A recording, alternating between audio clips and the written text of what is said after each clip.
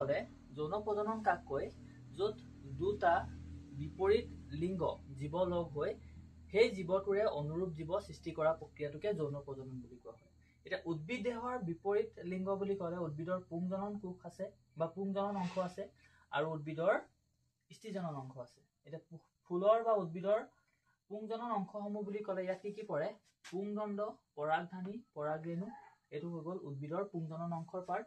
আৰু স্ত্ৰীজনন অংশৰ পাৰ্ট গৰ্ভমুণ্ড, গৰ্ভদণ্ড আৰু গৰ্ভাশয়। এতিয়া পুংজনন অংশৰ মেইন পাৰ্ট বুলি ক'লে আমি ইয়াত পৰাগৰেণু, যিটো আমি হালধীয়া ৰঙৰ ফুলৰ জবা ফুলত আমি ধুনীয়াকৈ দেখা পাওঁ হালধীয়া ৰঙৰ যিটো পৰাগৰেণু দেখিবলৈ পোৱা যায়। সেইটো ক'ত থাকে? পৰাগৰেণুসমূহ পৰাগধানীত থাকে। তো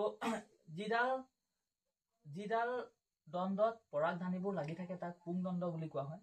এতিয়া স্ত্ৰীজনন অংগৰ প্ৰধান পাৰ্টসমূহ হৈছে গৰ্ভমুণ্ড, একেবাৰে ওপৰৰ অংশটোক কোৱা হয় গৰ্ভমুণ্ড, আৰু যিডাল দণ্ড থাকে সেইডালক কোৱা হয় স্ত্ৰীদণ্ড বা গৰ্ভদণ্ড। আৰু য'ত বীজ বা ফল সৃষ্টি হয় বা বীজৰ সৃষ্টি হয় বা ভ্ৰূণৰ সৃষ্টি হয় সেইটোক কোৱা হয় গৰ্ভাশয়। এতিয়া আমি ইয়াত পঢ়িম, প্ৰথমে জানিব লাগিব যৌন প্ৰজনন প্ৰক্ৰিয়াত আমি পৰাগযোগৰ বিষয়ে। ইয়াতে পৰাগযোগ বুলি ক'লে কি বুজা যায়? পৰাগযোগ মানে হৈ গ'ল উদ্ভিদ এজোপাৰ যিটো পৰাগৰেণু, মই জবা ফুলকে কল্পনা কৰিছো ইয়াত, উদ্ভিদ এজোপাৰ পৰাগৰেণুটো গৰ্ভমুণ্ডলৈ স্থানান্তৰ হোৱা প্ৰক্ৰিয়া, মানে এই ৰেণুসমূহ আহি পিনে ইয়াত পৰা প্ৰক্ৰিয়াটোকে কি বুলি কোৱা হয়?